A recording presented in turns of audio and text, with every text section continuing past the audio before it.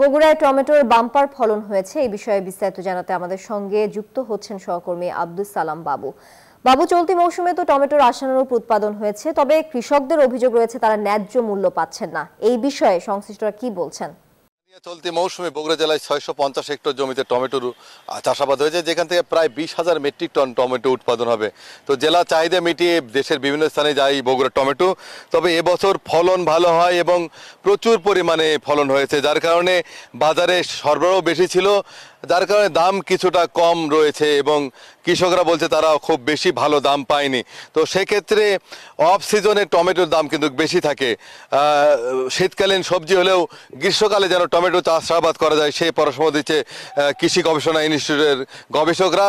কিভাবে গ্রীষ্মকালে টমেটো চাষ করা যায় এবং ভালো দাম পাওয়া যায় সে ব্যাপারে আমরা জানবো বাংলাদেশ কৃষি গবেষণা ইনস্টিটিউট বগুড়ার ভারপ্রাপ্ত কর্মকর্তা, কৃষিবিদ, উদ্বোধন বৈজ্ঞানিক কর্মকর্তা মাহমুদুল হাসান সুজার কাছে। ধন্যবাদ। আসলে আমরা শীতকালীনের পাশাপাশি আমরা গ্রীষ্মকালেও টমেটো করে থাকি, যেটাকে অফ সিজন বলা হয়। এটা মূলত দুইটা সিজনে এখন আমাদের খরিফ ওয়ানে এবং লেট খরিফে এটা আমাদের করা হয়। এই সময় যেহেতু বৃষ্টিপাত থাকে, যার কারণে পলিথিনের মাধ্যমে শেড তৈরি করে তার মাঝে আমরা টমেটো চাষাবাদ করে থাকি।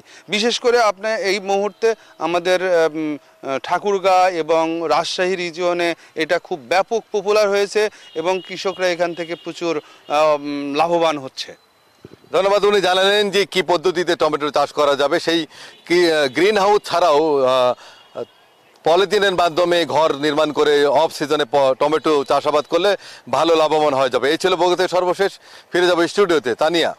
বাবু, আপনাকে ধন্যবাদ যুক্ত থাকার জন্য। দর্শক, বগুড়ায় টমেটোর বাম্পার ফলন নিয়ে বিস্তারিত জানাতে যুক্ত ছিলেন আব্দুস সালাম বাবু।